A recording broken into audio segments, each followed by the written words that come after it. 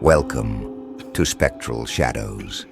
This is the place where the stories don't just haunt your mind, they follow you into the dark.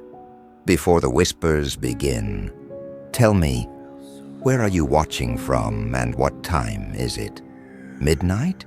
Or closer to the hour when shadows move on their own? If you're brave enough to continue, prove it. Like this video, subscribe to Spectral Shadows and leave a comment with your time and location, so we'll know exactly where to find you. Now, let's open the door to tonight's nightmare. Story number 1. If you are interested at all in how I came to be employed at this sort of hospital, I might go over that in my next post. If that kind of thing does not really matter to you, let me go on to tell you about one of my first patients and what I really do. You see, the job is, at its core, just a job. I am a male nurse at a hospital you should pray to God every night that you will never visit. Its name is Dearth Mercy Hospital, pronounced like Dearth. My job is patient care, but unlike every other hospital in the world, patient care comes second at Dearth Mercy. Self-preservation comes first. That is because we do not deal with things a regular hospital takes care of. You cannot come here with a bad cough, unless of course it is related to inhaling dust from a cursed antique store. I have seen it. You do not just get sent here after a car accident, unless you hit a creature that wails like a siren when in pain and causes your eardrums to explode. No, the kind of patients we get are the ones babbling about how they should have followed set rules. Look, before all this, I would not have cared either way, but if you have seen some of the things I have seen, Jesus, people, follow the rules. We also see some variation or subclass of a Wendigo that has killed your friends and has your scent. That one is pretty common, and a lot of people generally get sent to our psychiatric wards because of the post-traumatic stress disorder that comes with being a victim of horror. One guy accidentally created some kind of artificial intelligence in one of his games he was developing. He felt so bad for what his game did to the artificial intelligence that he tried to kill himself. One kid befriended a sort of avenging child abuse creature thing named Rasp that killed his father and a kid he went to school with. So now the kid is afraid if he is accidentally rude to anyone, that Rasp will come for him. I have seen a lot of crazy, but one of my first patients was a guy that had growths inside of him. Not tumors or anything like that. This was some kind of living thing inside of him that fed off of what he was eating. I wish it just ate his normal diet, but it made him crave things normal people should not be craving. At the first hospital, he was medicated with who knows what, and sent home when the doctors there just thought he was getting fat since nothing showed up on the ultrasound. Eventually, though, he was sent to Dearth Mercy. Someone at his regular hospital recognized that he was a victim of some kind of horror, and they acted as a liaison to get him to us. That person probably saved this man's life. The patient, named Derek. Don't worry about the Health Insurance Portability and Accountability Act or anything like that. Everything has been adjusted for privacy. Well, he came in complaining of stomach pains. Obviously, like I said, nobody gets sent to this hospital for regular stuff, so we knew it was something more. When he came in, he was clutching a half-eaten and rotting carcass of what looked like a cat. He was literally talking to us in between bites. It was a strange conversation. "Sir, is that your cat?" I asked him, thoroughly grossed out, because this was my first real patient at Dearth Mercy. He lifted the cat and looked at it. "This? God, no. I would not eat mittens. This is, well, I do not want to say. It is disgusting." The other nurse with me, Archie, made a face. "Sir, you are eating a cat. What can be more disgusting than that?" I was kind of shocked he said that because I was taught bedside manners at my previous hospitals. But Archie had a point. "I know it is a cat," the patient exploded. "You think I do not know that? It is roadkill, okay? Cats Deer, dogs, raccoons. I cannot stop myself from eating whatever I see on the side of the road. I am going to throw up. He leaned over to puke, and what came next was even worse than what he had just told me. He threw up all right, but something whipped out of his throat along with the vomit. It was like a tentacle, and it literally caught the bits of cat and bile before it could hit the ground, and pulled it all back into his throat. The man made a nasty slurshing and gobbling sound as it went straight back into him. I, thank God, did not have any tentacles inside me, so when I reactively threw up, it all did hit the ground. I could not stop it. Seeing that, smelling that, I did not stand a chance. Archie was not new. It did not make him throw up, but he did step back from us and point to the bin. "Jesus, aim for the fucking can next time," he ordered. "Sorry," I said. I looked at the patient who was eyeing my spill on the floor. "You did not eat meat today, did you?" he asked. His eyes begged me to say no. Thankfully, I had not. "Just eggs and toast," I replied. He sighed relief, then took a bite of the cat in his hand. Archie proceeded to get the man's personal information while I cleaned up my mess. We followed the standard protocol of any hospital, minus the insurance parts, and after the basics, we asked the unique questions. Have you come into contact with any cursed items? Have you made any deals with demons, genies, witches, minor deities, or gods, etc.? Have you consumed human flesh in the last 48 hours? Have you seen anything strange or unusual outside of your current symptoms? Have you recently moved to a new town or house where strange things occur? This one was a hit. Yes, new town. I thought it was just a weird group or something at first, but they pray to a streetlight in the mornings, he said, chewing on the meat of the cat.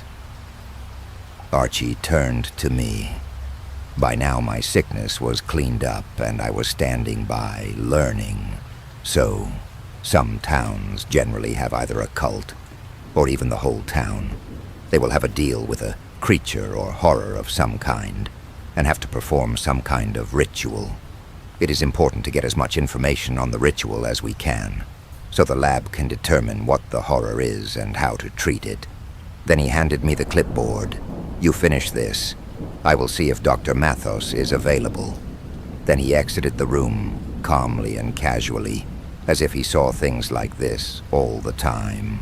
I know now that is exactly the case. I turned to Derek and offered a friendly, reassuring smile. "Okay, can you tell me what time they pray to the light?" I asked. 3:45 in the morning, every morning.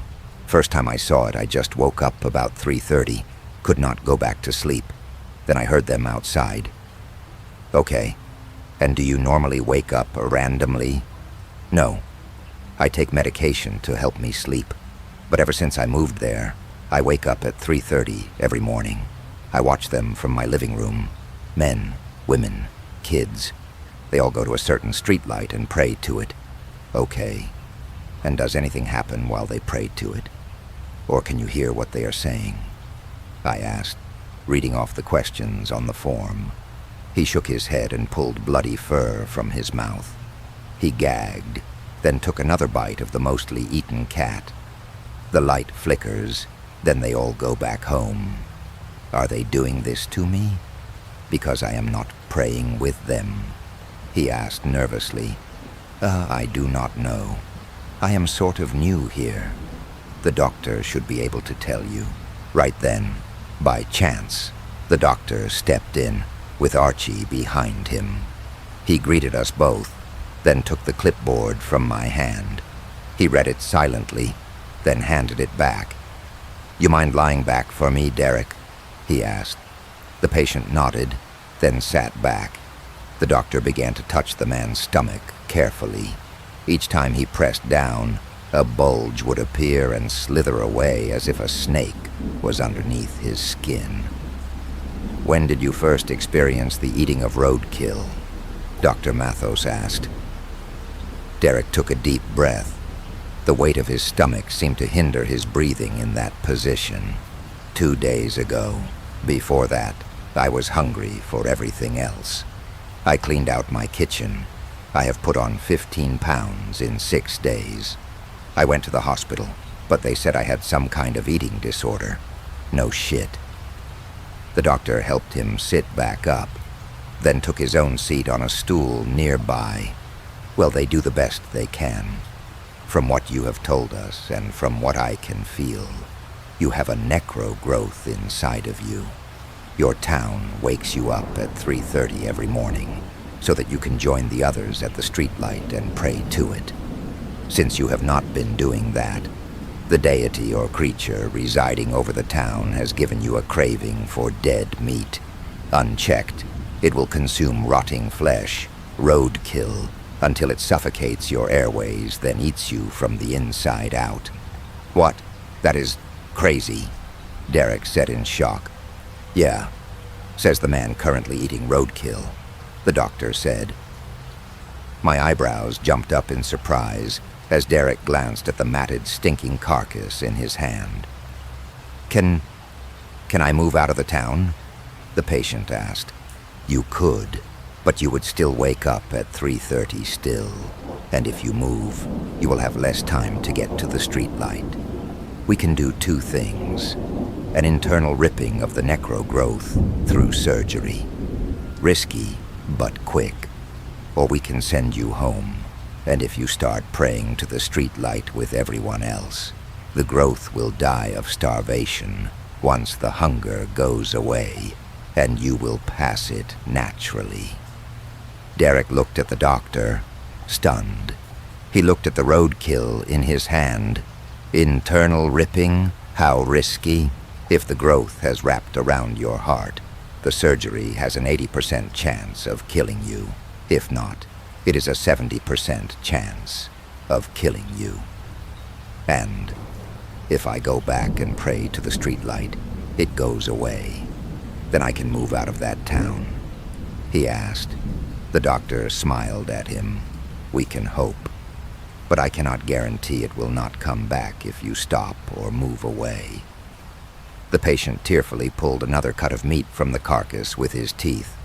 Why is this happening? He asked, his tone a bit defeated. The doctor stood up and placed a hand on his shoulder, as doctors do. Things like this have been around long before us. We just developed around them for the most part. Different towns have different secrets. In my opinion, go home. Pray to the damn streetlight. Get better. We will have counselors follow up with you. The patient nodded as he chewed. The doctor left the room. That was my first patient. That was after orientation, and after I had been told what to expect. But how can anyone prepare for that? How can anyone brace themselves for learning about places like that? And people affected by them. Archie had me do the discharge paperwork, and a black ambulance took Derek away. It was the last time I saw him, and I still do not know if the growth killed him, or if every morning he prays to the streetlight in his town, along with everyone else. I saw a lot of strange things during my first week at Dearth Mercy. Each one is more bizarre than the last in its own way. Before I go, I will tell you about one more patient. This one had a doll's face. She literally took a doll's face off and sewed it onto her own. It was hard to hear her through the material, and the face was so tightly sewn to her own skin that whenever she talked, the movement of her jaw pulled on the stitches, causing them to bleed. I thought it was some form of insanity. Almost thought, why was she here at this hospital? People have done crazier things than that. Until the doll's face began to answer my questions in its own soft, girlish voice. The lips moved, and the eyes looked at me. You are cute. He is cute, isn't he? The doll asked, while looking at me. Please leave me alone. The girl underneath whispered, I know you think he is cute. Will he play with us? I bet he wants to, the doll said. At this, the girl, as if on strings like a puppet, reached forward and touched my chest. I stepped backward, and the girl turned away, embarrassed. "I am sorry. That was not me," she whimpered.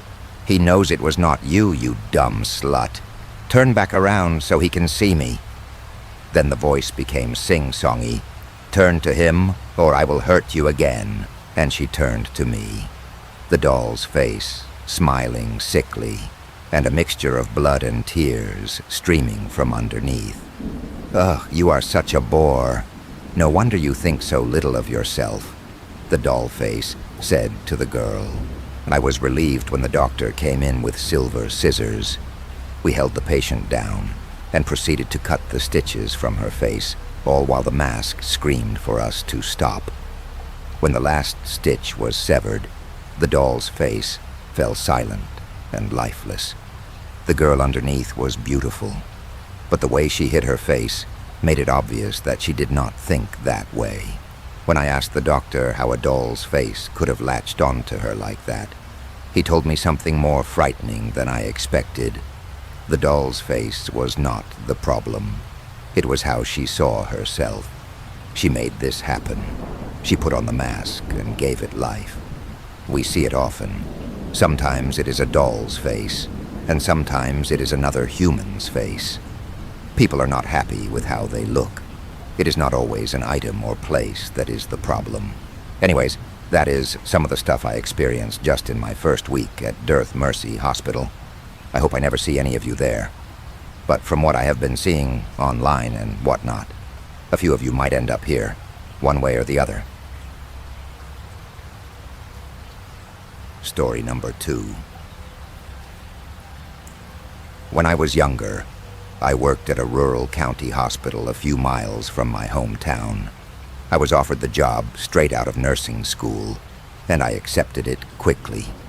Being so close to home afforded me the luxury of being close to my mother, who had begun declining in health shortly before my graduation. The shifts were long, and the facility was not as modern and technologically advanced as some. But I was able to be there for Mom, and that was what counted. Not long after I started working there, a doctor from a hospital in Minnesota stepped in to replace a retiring physician on our floor. He was a kind man with a generous heart and a flamboyant personality. He frequently spent late nights and early mornings chatting with the nurses, something not many doctors took the time to do. He even made a habit of bringing donuts every Friday. In short time, he became affectionately known as Dr. Dan the Donut Man.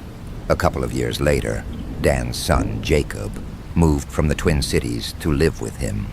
Dan and his wife, Miranda, had recently been through a nasty divorce. Towards the end of her chemotherapy, when they had found out her breast cancer had gone into remission, the anger she had been harboring throughout treatment transformed into a full-blown rage. Miranda would become irate at even the smallest things, which led to violent acts such as throwing dishes at Dan and their son. Despite documenting several instances for the court, it took over 2 years for Dan to finally get custody. He was elated to finally be able to move on from the whole ordeal, being the social butterfly that Dan was, and wanting to get the boy out of the house. He would bring Jacob on early morning rounds before taking him to school. I was skeptical at first, thinking that a 9-year-old boy would not have much interest, but he took to it quickly. Before long, he had many of the patient's charts memorized. He began wearing one of his dad's white smocks and carrying his own stethoscope. Dan had given them to him for Christmas, engraving the stethoscope with his son's name. My mother's illness soon took a grave turn for the worse, so I began picking up extra shifts to cover her medical expenses. It was getting to be too much for me to work all day and then be up and down with her all night. So I began taking as many nap breaks as I could in the hospital on-call rooms. One night, I laid down and fell asleep as soon as my head hit the pillow. I was woken up by a soft voice. and it took me a moment to focus on a slender, blue-eyed boy with white blonde hair. It was Jacob, who was holding a blood pressure cuff and a clipboard. "Excuse me, miss, but it is time to take your blood pressure," said Jacob. "Well, of course, sweetie," I obliged. The nurses often took turns teaching him simple techniques. Jacob took my resting heart rate using his Mickey Mouse Velcro wristwatch. I felt the cuff tighten, then loosen, as I blinked my dry eyes and tried to stay awake. He scratched several notes onto his clipboard and quietly exited the room. I sighed, falling easily back to sleep. I woke later to a familiar click and buzzing sound. I was half awake as two small, blurry shapes made their way towards me.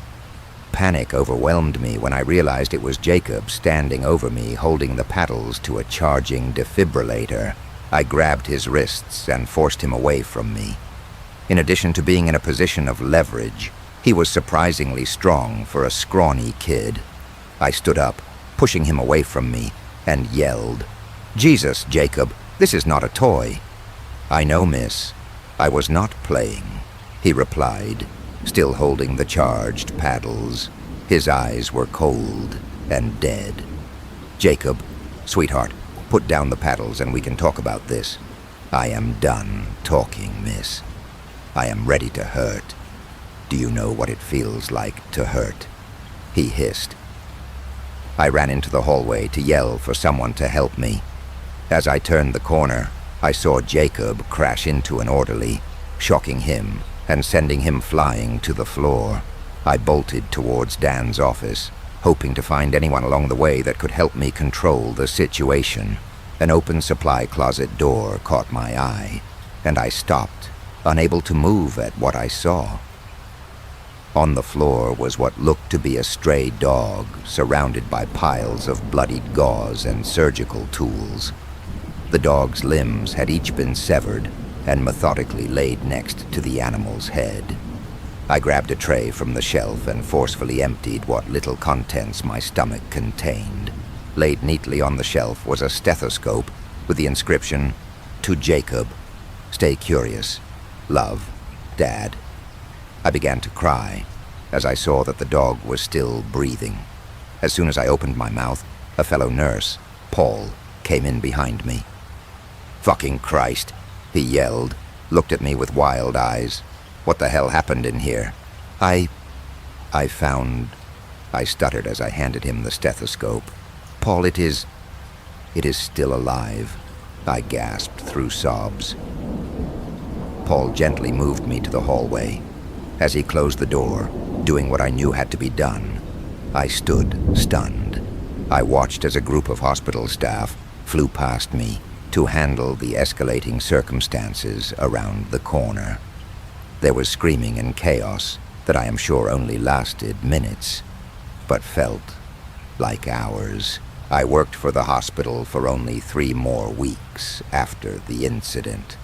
2 of that was spent on leave, and the 3rd spent speaking with the hospital counselor and working light shifts. I did not see Dan or his son after that, but word around the nurses' station was that they had both moved back to Minnesota. However, no one saw them go. Dan did not bother to pack his office or put in notice. From what I heard, his apartment was left untouched as well. I called the local police department several times on the matter. All they would tell me was that it was under an open investigation and that they were not at liberty to discuss details. I still think about that morning almost every day, even though it has been over 10 years. I never saw anything on the news, never read anything in the newspaper. I've even tried to search for Dan online over the years. But it does not seem that he ever created any social media accounts. It is as if he disappeared off the face of the earth.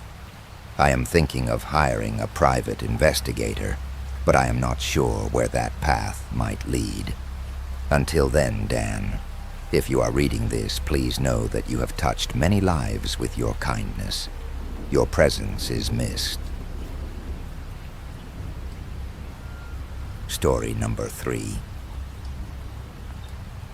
I was told to share this here. All names are changed to protect identities. She was referred to me by a colleague. I read through her case file, as I always do with new patients. This one was another object in the brain. The usual course would be me removing the object, follow-ups with the patient as they recover, yearly scans, and so forth. It was probably another brain tumor.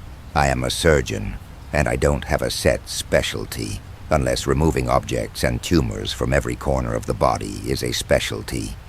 A tumor in the brain no brain surgeon dares touch. Come see me. I will gladly attempt removal. Oftentimes, I can completely remove the tumor. As I said, I deal with strange cases.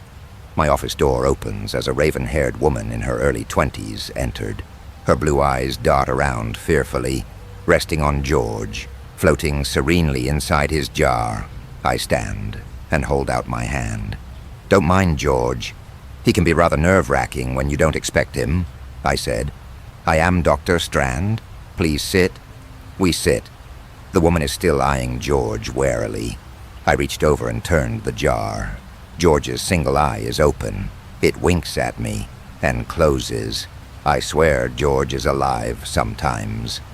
Inside, I am doing the happy dance. This case is going into the journal for sure. George only does this for very promising cases. What brings you to me this fine day? I got picked up in a CT scan. The woman responded nervously. My name is Hannah. I was referred to you by Dr. Charles. Looking back now, those words should have clued me in. I see. Any symptoms? I moved through my usual line of questions. Anna had a concussion. She was scanned while still unconscious, and I was found. Doctor, please don't cut me out. Anna needs me, Hannah said. Psychosis. I wrote it down. I am scheduling you for surgery tonight, Hannah. You will feel much better after. I paged my nurse, Miss Tanning. Tan, prepare room 2 for Hannah. You don't understand, Doctor, Hannah pleaded. Let me explain. That's just the rumor talking, I reassured. I am not a tumor. That's enough now. I drew a syringe filled with amber fluid. This will help calm you. With deft movements, I had Hannah sedated by the time Miss Tanning entered with a wheelchair. While she took care of Hannah, I looked down at George. He was blinking his eye and wiggling his single finger. A little about George. He was removed during the 1950s by my grandfather. He was such an anomaly that Grandpa had him preserved in a jar, which he displayed on his desk. After Grandpa passed, I inherited George. For being a mishmash of body parts and flesh, he was kind of cool. I left my office to go prepare my OR. This should be a rather quick surgery. The tumor rested against the brain, and it looked like a single vein connected it to the brain. After preparing my OR, I showered thoroughly and changed into my scrubs. Again, I studied the images. Yep, this should be quick, an hour at most. Tanning wheeled Hannah into the room. She had shaved her head and marked the area I would be working on. I hummed softly as Hannah was put under. Once she was out, I went to work. Opening the brain case, I heard a scream. Don't remove me. Tanning and I looked at each other. I exposed more of the tumor. It didn't look like a tumor usually does. It looked like a tiny baby. Again, the thing spoke. Please, don't remove me. Anna will die without me. As I deal with the strange, I wasn't surprised. Hannah will be just fine without you. I continued cutting. No, you don't understand. I am Hannah. I cut it free. No, no. The thing expired in my hand. Setting it aside, I sewed Hannah back up. That's the third one to talk, Tanning said to me as we stood over the tiny body. Yes, it is. It is nothing more than a parasite living off its host. I began to dissect it. How some of them can talk when they don't even have the parts needed to do so is beyond me. This one has a mouth, at least. What do you make of it? Tanning asked minutes later. Suspicion was setting in. The tumor had called itself Hannah, and clearly didn't want to be removed, but why? I might have killed the patient, Tanning. This isn't a parasite in the normal sense. What do you mean? Normally in these cases, the parasitic twin is never alive. In this case, it is Anna, as Hannah called her, who was never alive. You mean Anna was the parasite, and not that? Tanning pointed at Hannah on the table. That's right. You've reached the end, but the shadows haven't left you. If this story unsettled you, prove you survived. Like this video, subscribe to Spectral Shadows, and leave a comment with the part that haunted you most. The darkness is always waiting, and so are we. Until next time, don't turn off the lights.